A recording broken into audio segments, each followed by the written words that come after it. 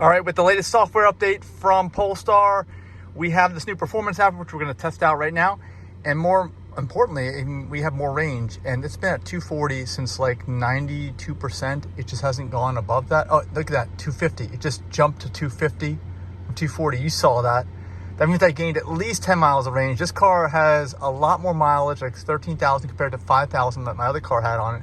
And that would only go to 240. Now we've got another 10 miles of range just because of the software update.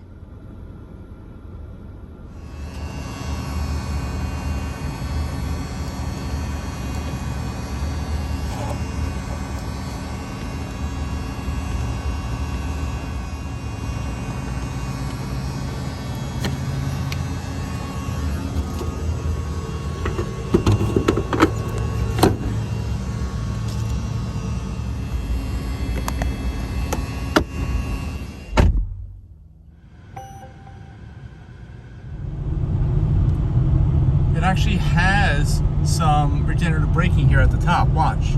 Like we're going in the regen there. I'm feeling it. That's interesting.